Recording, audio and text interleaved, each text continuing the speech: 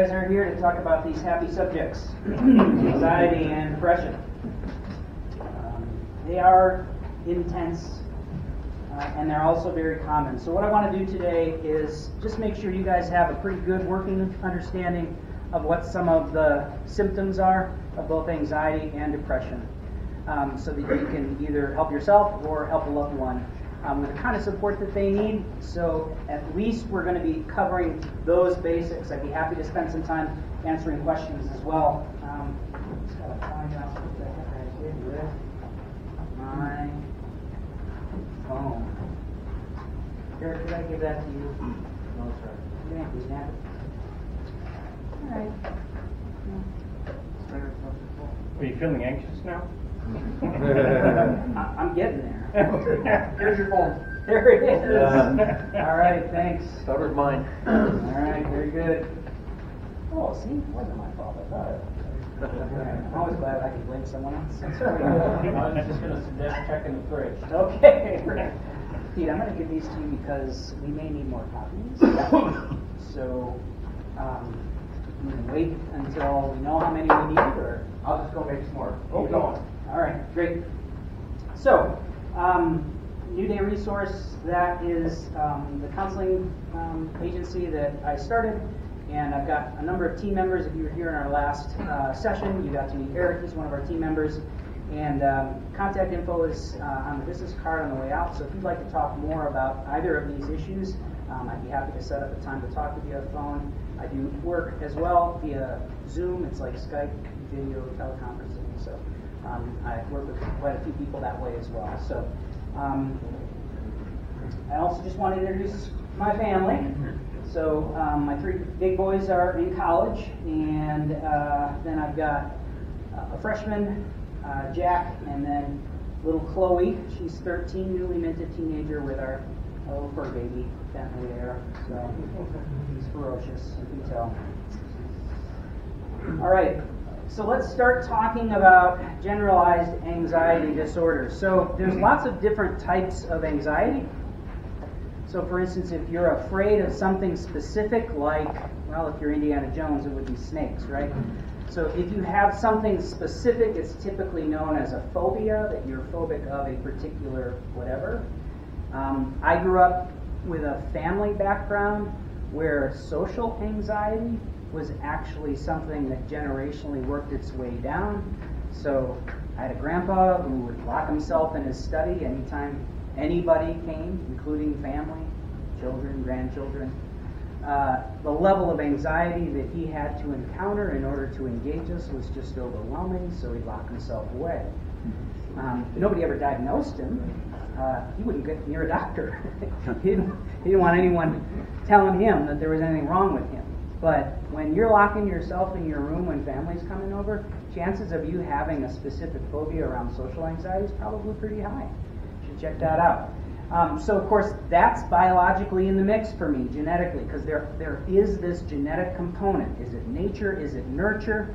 Well, for anxiety and depression, there's a huge component that's nature, that you are inheriting a biological template from your ancestry. So if you know your family history and you know that there has been a history of mental illness that specifically has to do with mood disorders, maybe the word bipolar gets thrown around in your family, maybe grandma had a nervous breakdown, if there was mental breakdowns that led to hospitalization, suicide attempts, alcohol and drug addictions, those are all indicators that there's the potential for a mood disorder or an anxiety disorder to be present. So just like you inherit liabilities for high blood pressure, maybe diabetes, I'm going to argue the same thing is true here. That you're probably inheriting, if those things are true about your family background, you're probably inheriting a predisposition to slide into some of those things a little bit more easily. Depression isn't really a choice. Is it a choice? Sort of.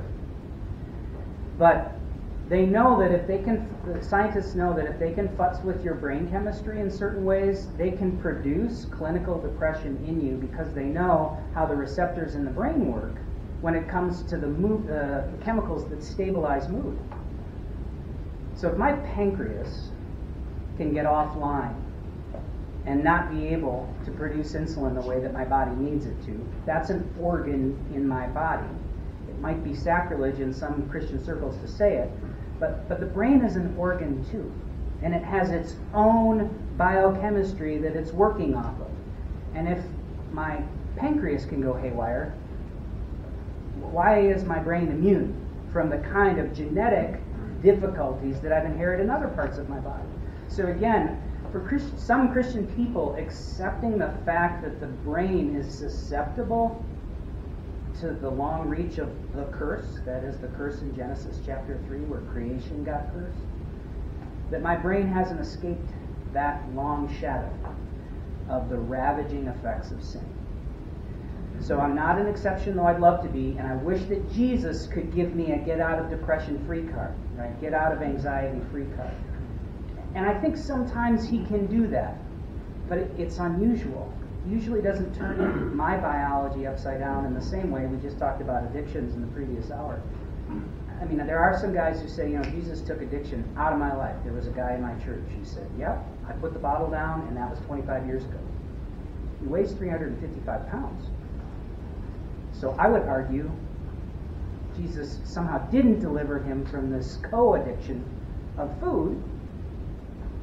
I didn't say that to him. I thought it would be offensive. But to just argue, yep, Jesus maybe did. But it's interesting Jesus wouldn't touch every area of addiction in your life, that he did actually leave some things for you to grow in and learn from. And this discussion about anxiety and depression can kind of fit in that same way. We'd love for God to just snap his fingers and make that go away. Or to get into a Bible study where I can just outthink and outsmart depression. Unfortunately, because your brain is a biochemical organ, and if you've inherited a disposition where mood disorders are part of the deck, then those are the cards you've been dealt, and you need to figure out how to engage them. So let's just make sure you guys know what we're talking about when we talk about general anxiety disorder. And I talked earlier about phobias, like social anxiety or snakes or whatever. General anxiety disorder is where it's not focused on a particular scenario or outcome or a thing. It's more of a general kind of anxious haze that falls over you. So excessive anxiety and worry about a variety of events. It could be work, it could be school, it could be relationships, and that it occurs more days than not, meaning you're aware of worry that seems to be a little bit excessive. And if you're going to go see a counselor, they're going to be listening for you to tell them that that's been happening for 6 months or longer in order for them to suspect that you might be suffering from generalized anxiety disorder. Difficulty controlling their worry, which can cause impairment in social, occupational, and other areas of functioning. So, worry taking you kind of offline in a way. All right. What are some of the symptoms? And again, this is for generalized anxiety disorder. So, excessive, ongoing worry and tension. An unrealistic view of problems. So, feeling like problems are so insurmountable, I don't think I can do anything to manage it. So, feeling overwhelmed in that way. And even sometimes being able to realize I can talk myself through that and realize, oh, maybe that was sort of fear-mongering on my part. Maybe I was overreacting to things. But dipping in and out of that place of feeling overwhelmed and not really looking at problems realistically. Restlessness, feeling of being edgy. This is a lot of guys that I know feel edgy. A lot of men resonate with feeling like they have an anger control problem, like I'll fly off the handle. If you're having trouble flying off the handle, I would want to know what else is going on to energize that level of tension and edginess. and the fact that you might actually have an untreated, undiagnosed medical condition, which the medical condition needs to be managed, just like high blood pressure, or just like your insulin. I mean, if you're a diabetic and you're not medicated, life's a drag, right? So if you've got a mood disorder that's not going to be treated, life is going to be a drag, really. So being edgy, irritable, frustrated, muscle tension, headaches, sweating, feeling almost like some of you maybe even heard of a panic attack. That can happen where your heart starts to race, you start sweating, you start having this impending feeling that something awful is going to happen. Even some people will say, I feel like I'm going to die. That kind of overwhelming panic can sometimes be when generalized anxiety disorder is really ramping up.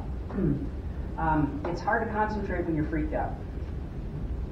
So if we're driving on the freeway together and some guy's, cheats on our lane and forces us into the shoulder, you're going to have a level of focus, and you're not going to be concentrating on other things. Like we were in the middle of a conversation and you're going to stop talking.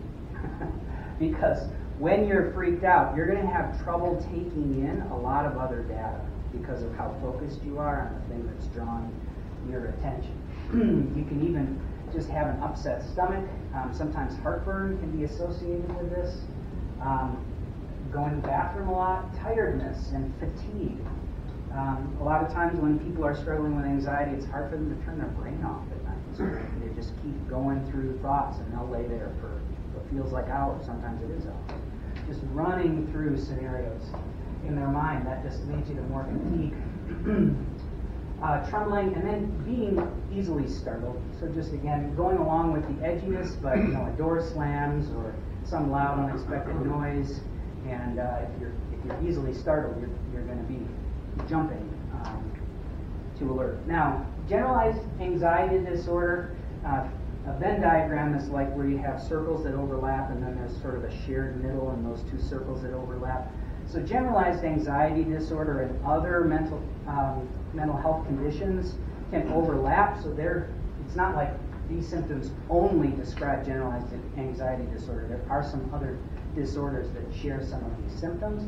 So that's why meeting with a medical professional who can do what's called a differential diagnosis, he or she can tease through some of the specific symptoms and be able to begin narrowing down what medical condition you need to be treating. They can help you sort through that. So that's really important. A lot of people have generalized anxiety disorder. Now this is just measuring generalized anxiety disorder, and it's an older study. It comes from the National Institutes of Mental Health. Typically, women are able to express that they have anxiety. Guys often are not talking about it as much, which I think is why there's a lower reported number. Guys just sort of gut it out. I don't have problems, I'm just going to deal with it. So we don't talk to doctors about what's going on. And therefore they can't measure the problem if we don't talk to them about it. So you notice here, and this goes along with suicide as well. This group of men, especially Caucasians, are the most suicide at risk right now in our culture, which is interesting. And this is also where anxiety is peaking in these middle age years. So just some interesting data. But struggling with generalized anxiety disorder is quite common. So just pause here, and I want to hand out a little self-assessment. And, oops, Peter, you did great. Did I do that wrong? Except I did. So, Pete, what we need is the back side of this depression inventory so they can score it. Yeah. Okay, I'll be right back. So I still hand these out? Yeah, you can hand those out. Give me one of those too, because I want to make sure I made enough. Yeah. All right, I'll be back. All right, well, keep going. My anxiety's wrong. So what you're getting there is a test that's easy to cheat on. You'll anticipate how the test works. So if you're not feeling like you want to be particularly honest, don't take it. But the data that this gives you is going to help you talk to a medical professional about why you thought you needed to make an appointment. If you end up scoring higher on this assessment for anxiety, my encouragement would be make an appointment with a doc and talk about the data that you got from this. Somebody else's notes in it. I don't, sorry, buddy. But you can do it. You can do it after. That's fine. And again, yeah, you can do this at home some other time, and it's not diagnostic. What does that mean? It doesn't qualify as a diagnosis for general anxiety disorder. That's not what this assessment is for.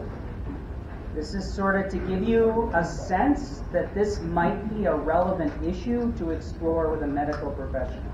That's the value of this assessment, but you are not getting diagnosed with generalized anxiety disorder if you take this assessment and it says X, Y.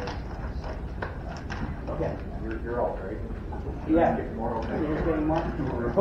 So I know, while we're handing stuff out, can you hand out this one too? This is a depression inventory.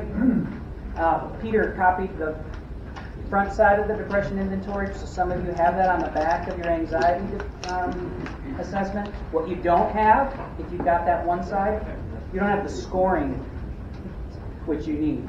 And I'd say the same thing about the depression inventory. It does not diagnose you, but it gives you data that you can share with a medical professional to talk about what you suspect might be going on. And that's what they need. They don't have a blood test for anxiety, and they don't have a blood test for depression. They make the diagnosis based on your answer to their questions. They're a textbook, and they're listening to what you're saying, and they're narrowing the symptoms down until they can discover where they think it's most likely. So the more data that they get, the more accurate they can be in helping identify that question. Yeah, I heard you referring to a medical professional. Like, so a counselor, a licensed professional counselor can also Yes. diagnose.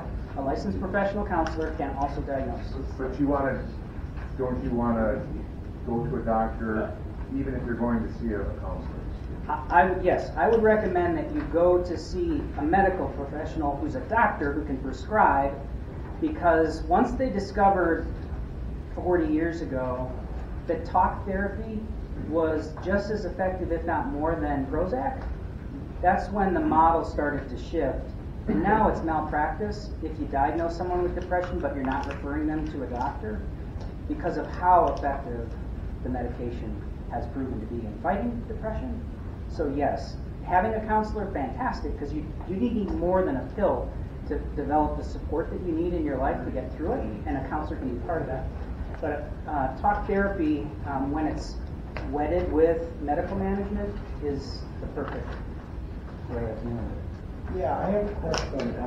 I've read, there's been criticism of psychology, not psychiatry, versus biblical counseling. Like, I was told that it's about self-love. Can you explain what James Dobson later cast judgment on his mixed child psychology and what he's done? I mean, psychology is studying behavior. Like, I was told psychologists could sometimes diagnose some disabilities. I mean, the Bible doesn't say you can't study behavior. Could you explain that criticism by some Christian fundamentalists that most psychology is not good, secular versus, you know what I mean? Yeah, so let's pick that up, you and me, after this, and I'd be happy to talk about that. I definitely have an opinion about that, so I'd be happy to share that. If we shift gears into depression, again, just so you know what they define as depression, and a major depressive disorder is, again, a bit like in the world of anxiety. In the world of depression, there are very many different ways of feeling blue or down or discouraged. Major depressive disorder is just one of them. So a little bit like you can have pneumonia or walking pneumonia, that is, I'm sick, but I'm not so sick that I'm stuck in bed. That same thing is true with mood disorders. So major depressive disorder is sort of like, that's the main theme. But then spinning off of that is something, for instance, called dysthymia. And dysthymia is a clinically diagnosable mood disorder. It's a depression in mood. But it's not so significant that it impacts all the levels of functioning that a major depressive disorder does.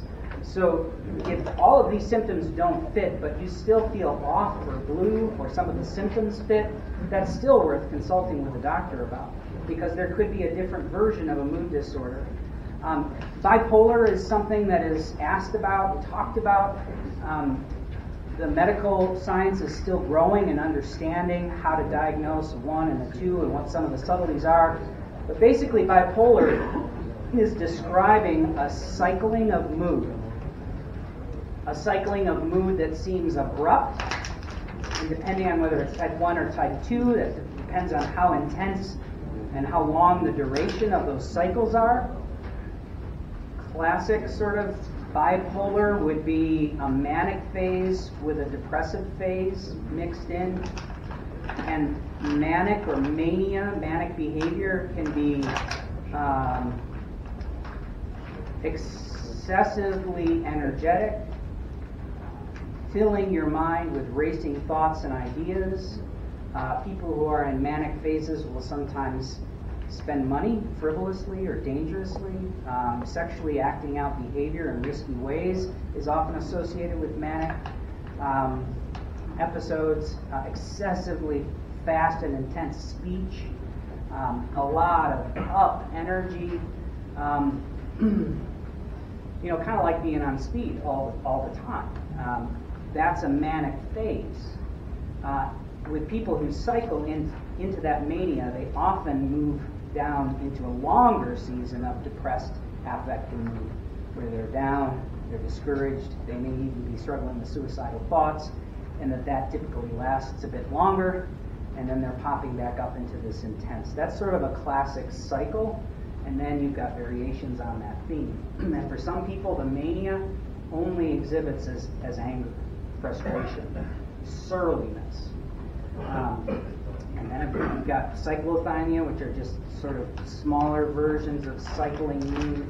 But again, they've discovered that when they treat the organ that's producing the chemicals, they can change the way the mood feels. The problem is, with many people who struggle with cycling mood disorders, when they're in that manic phase, it feels really good. They get a lot done. And so the medication piece falls off because it's not relevant anymore. And then that depression piece bites with a vengeance as they're not managing their medical condition well. So it gets really complicated. So there's mood disorders. This is the granddaddy, the sort of center of the bullseye. This is the lowest hanging fruit when it's easy to diagnose. But there's lots of other variations, so please take that into account. So it's common, but it's also serious. That's what I appreciate about this. It's very, very common. Seasonal affective disorder, some of you probably know what that is, but they've actually discovered that how much light you're exposed to can affect your mood. I don't know, Northern Europeans are where I come from, so, daylight issues. And I wonder about seasonal affective disorder, all the alcoholism that ran in my family, the suicides that ran in my family. I'm like, maybe there's something there, too. So we're not even talking about seasonal affective disorder, but that's, again, one of those medical conditions that needs to be managed. And they were learning about that. And it's common. So, if you were to take all of those kinds of mood disorders, you got a huge segment of the population that has medical conditions that really need to be managed. Depression causes feelings of sadness or a loss of interest in activities that you once enjoyed. And that's something to pay attention to. When you're feeling lethargic, when you just can't seem to find the energy to do the things that used to not be much work at all, that should be a little flag that goes up saying, maybe I should pay attention to that. And depression can lead to a lot of emotional and physical problems. And it impacts your ability to function at work and at home because it affects how you show up in relationships, your work capacity, your ability to follow through on tasks, the level of energy that you feel you have to bring to any particular issue or relationship. So here are some of the symptoms. Sad. We're having a depressed mood. And if you're talking to your doctor, he's going to be listening for 5 or more of these symptoms. He's also going to be listening to make sure that he's hearing that a depressed mood is part of that. But believe it or not, you don't have to show these symptoms, 5 of them even, longer than 2 weeks straight in order to qualify for a clinical diagnosis of depression. That's it. It was 2 weeks. Well, gosh, if that's all it takes. I've been depressed for 25 years, right? It could be. It could be that you've been suffering with an untreated medical condition that's serious and significant for that long. Could be. And it could be, as if you do start to engage that and your medical professional says, yeah, where have you been all my life? Why am I only seeing you here now? Well, you think I'm bad. You should have seen my grandpa. You should have seen my dad. So you might start to see that if you engage a medical condition that's been undiagnosed for generations, you could write a new story with your life and your relationships by simply treating a medical condition that's gone undiagnosed. Loss of interest, pleasure, and activities once enjoyed, changes in appetite, weight loss or gain, unrelated to dieting. Well, that's pretty much everybody's. I just can't keep the weight off, right? And I'm not trying to diet. Heck no. But using food to manage feelings, that's a very common coping mechanism that doesn't even need to be taught, because when you're eating something that's especially high in sugar, your brain is producing reward-based chemicals that make you feel better. So even eating when you're not hungry, but producing the biochemistry in your brain that allows you to feel some sense of relief, that's where that eating piece comes in. But sometimes mood disorders depress your interest in food, and you're just not hungry, and so you're losing weight because you don't have any interest in eating. What's interesting is depression can kind of have that effect on different types of people. They have different kinds of effects. So trouble sleeping or sleeping too much. So with depression, it's not uncommon not to have restful sleep, and there's a lot of data too around just how depression affects REM cycle sleep. And so the quality of sleep is diminished, and therefore the fatigue just starts racking up. Even the sleeping too much, so you can feel so lethargic that you can take a nap any second, and yet you're just not getting rest. So understanding that too is a symptom you need to pay attention to. Loss of energy, increased fatigue, increase in purposeless physical activity, so pacing, hand wringing, just some monotonous behaviors that could be connected to anxiety. But again, with that differential diagnosis, knowing what symptoms to pay attention to, what things to focus on, that's the role of the medical professional, the doctor. Slow movement, speech, and that's when, so like major depressive disorder, even that has a spectrum of severity. So even though you might be clinically diagnosable on this front end, there are people who can't get out of bed, and they're diagnosed with major depressive disorder. In my own practice, paying attention when a person's got depressive symptoms, do their socks match? Sounds a little bit silly, but when you're struggling with a significant mood disorder and it's not being treated, those kinds of details, they don't register. So it can be diagnostic to just pay attention to how's the person caring for themselves, how is their appearance, what is their affect. And of course, your doctor is going to be looking at all those things as you talk to them. Lots and lots of this. Feelings of worthlessness or feeling guilty. Feeling down on yourself all the time. I'm sorry I'm such a drag on my family. I wish I could be better at work. I feel like I'm not ever getting anything done. So those kinds of feelings are just a common, everyday, like the shadow, they follow you. Difficulty thinking, concentrating, or making decisions. So your depressive experience is going to affect that. And then thoughts of death or suicide. Now, all of us, go ahead. The second from the bottom, difficulty thinking, concentrating, and making decisions. How does attention deficit disorder follow that? Right. So again, like that Venn diagram, ADHD is going to have some of these symptoms overlapping it, so it's going to be the teasing out of the other collection of symptoms. So yes, this fits with other diagnoses as well, including anxiety and including attention deficit disorder.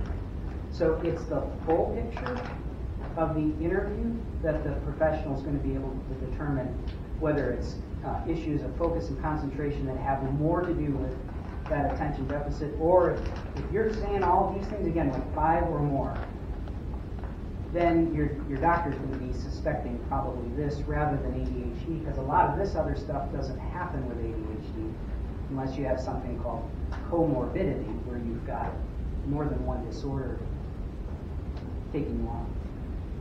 So in that category of what I just asked, when your mind is just jumping all over the place, and the lack of being able to concentrate, because your brain Yes, off your it's impossible.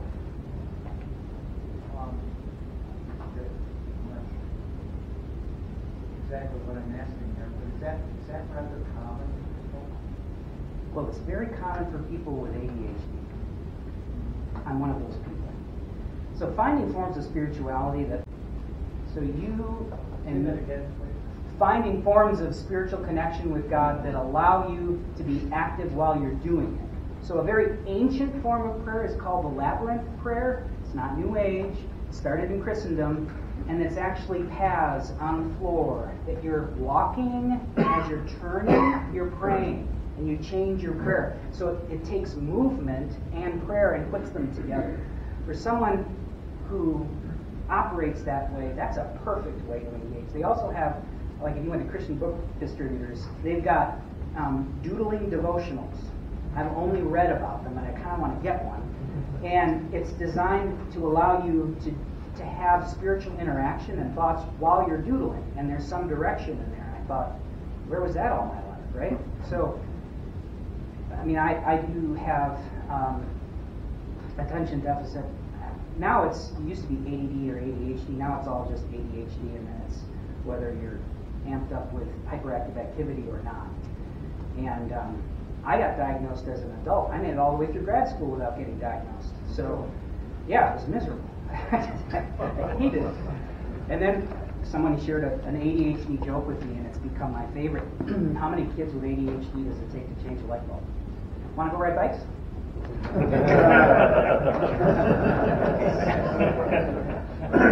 That makes a lot of sense to me. So tedious, repetitive behavior, sitting at school, doing papers, reading books. Holy cow, if you've got ADHD, let's go ride bikes.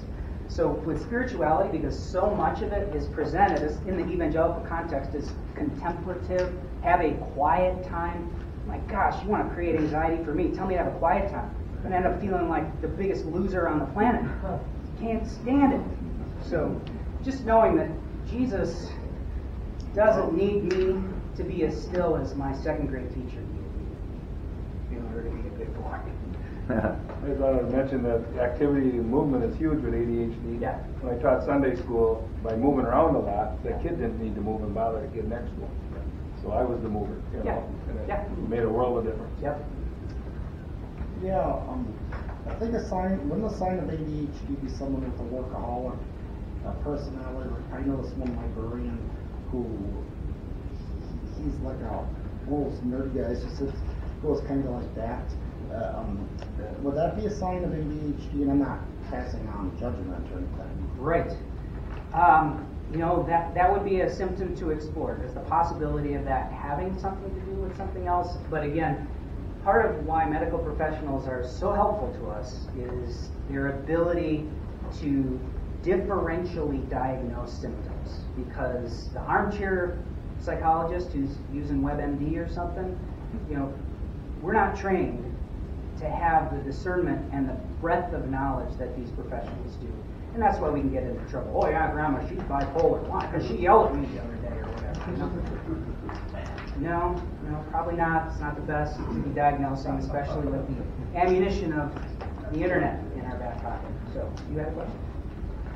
I've been diagnosed with depression and anxiety and many other things, and many of the things that are listed on the board, including suicidal ideation.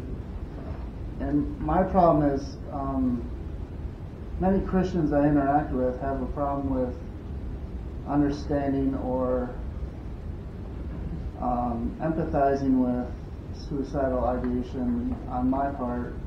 They don't seem to understand it, or they don't seem to they don't seem to understand how a Christian can have that. Yeah. So how do I convey that I'm a Christian, that I love God, and yet I still have entertained thoughts of suicide? Thanks for the courage. The two are not mutually exclusive, No, they're not. and yet I still have them.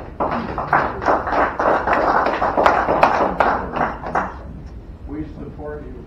Thank you. Yes, amen.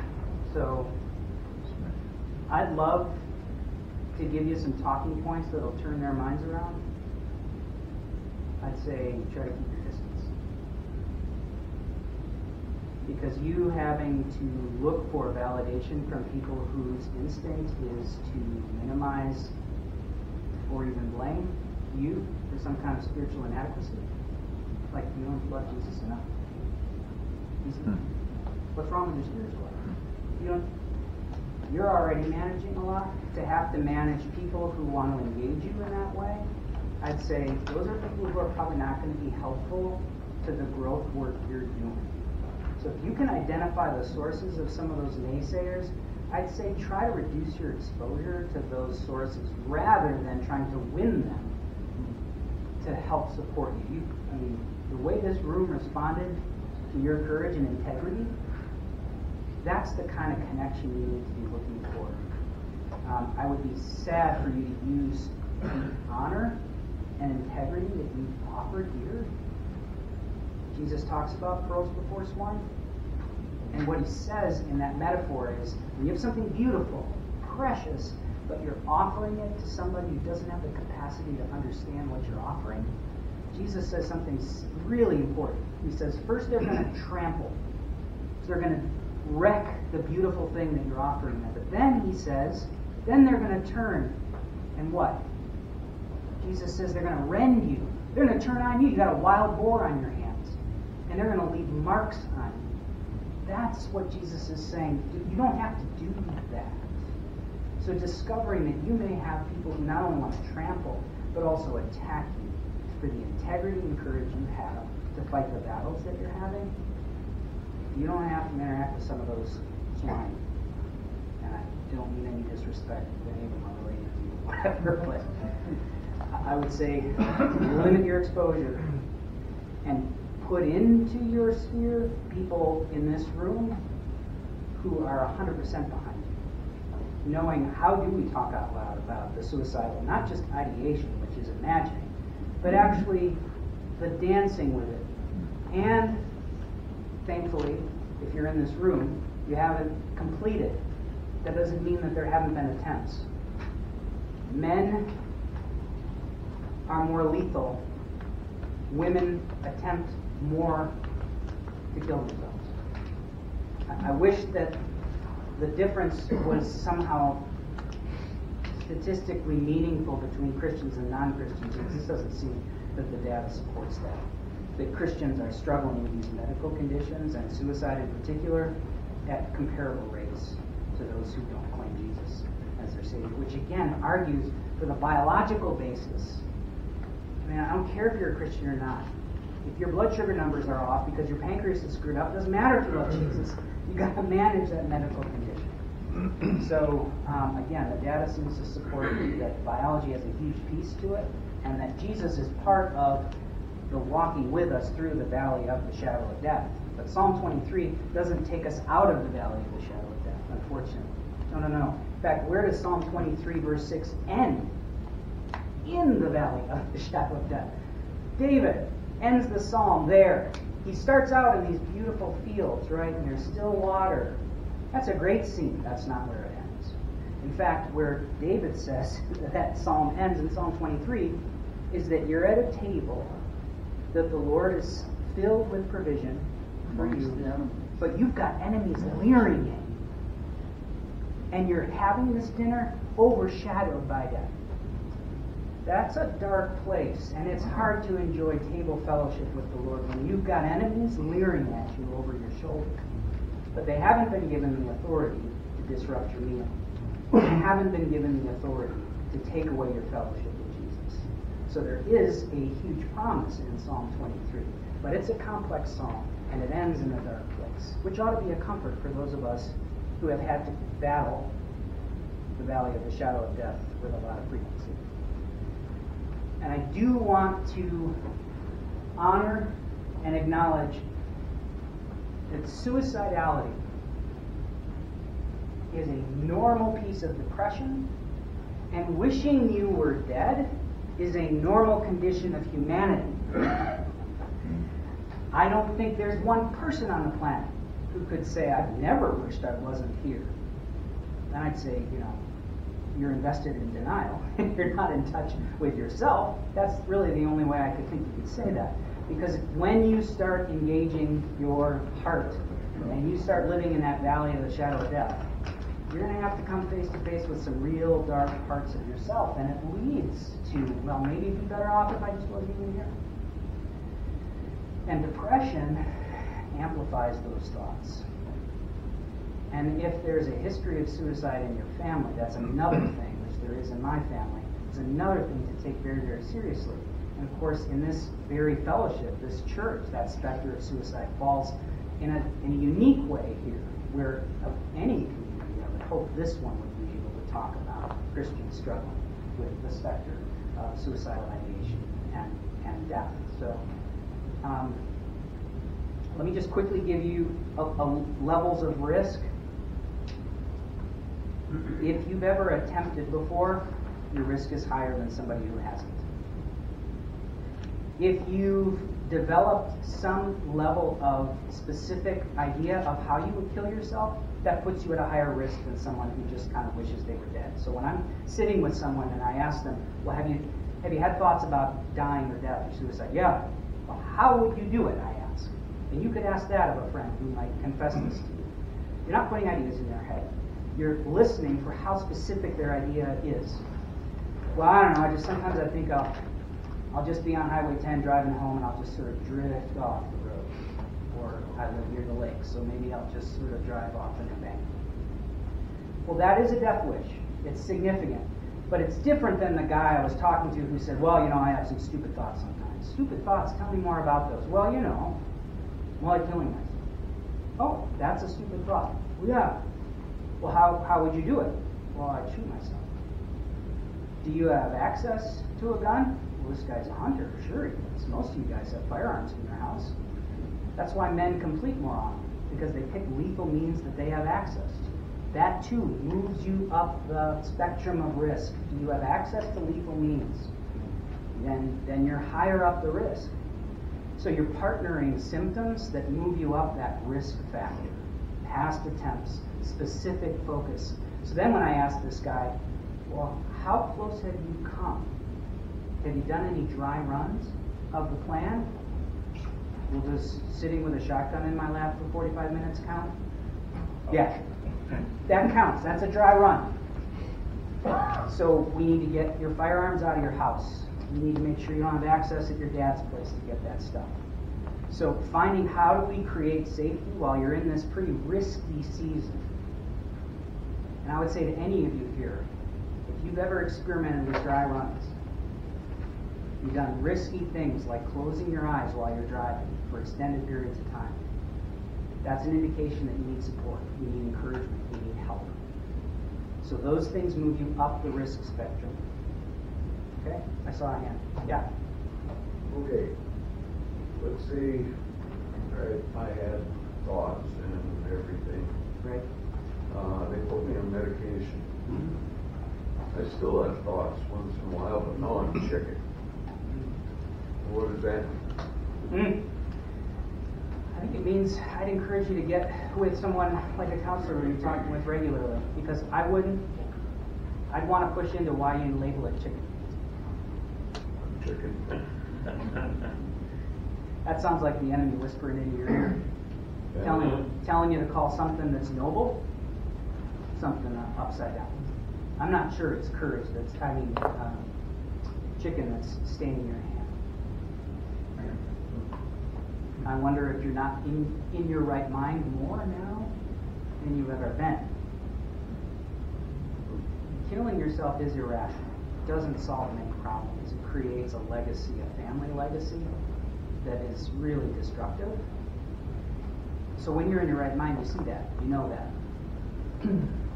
I don't think it would be courageous for you to take your life. So it's interesting to me that you would use the word chicken to describe a reluctance to kill yourself. And I think a professional you're working with, a counselor, can help give you the dignity that really you are already demonstrating. And I think about, is it Joe? Joe. Yeah. Joe demonstrating integrity and courage and strength by admitting a struggle that can produce shame and a fear of judgment. I mean, that's when integrity means, when it's costly. So who's speaking into your life, affirming the dignity of what you're doing and how hard you're working? Hopefully you've got a vanguard of people around you. If you don't, I would invite you to start building those people into your life. One of the ways to do that is with a counselor. Go ahead. On the topic of suicide, is there a viewpoint that you have as far as it being something that can be passed down generationally, rather, you have family members in your, distance that have, is that something, with the understanding that there's symptoms of anxiety or depression, is it, how do you? Yeah, so family members who have completed or even attempted, that actually clicks you up the risk spectrum for suicide, even though it's not mom or dad. Maybe it's grandma or grandpa, maybe it was an aunt or an uncle. But just realizing that completed past attempts does create more risk for you. With that understanding of having some of those symptoms, although personally not having the thoughts of death or suicide are a symptom that would occur on a regular basis, or by any means, but having that as a grandfather and father and being basically next in line there, how, I guess, concerned would that be as far as being something generational? Yeah, if it's dad and granddad, I'd want to be paying real close attention to the pulse on that.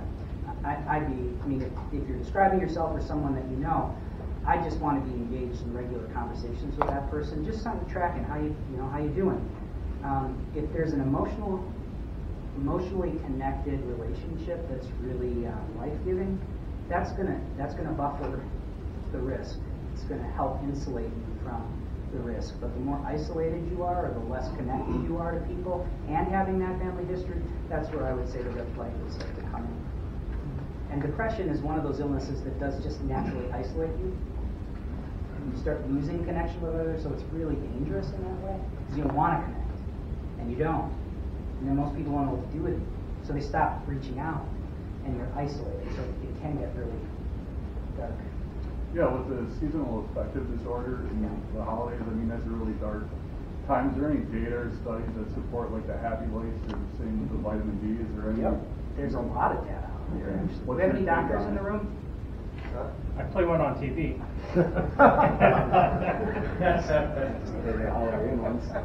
Okay, I was just going to ask, there's a lot of data out there, and actually those are recommended treatments that doctors would have.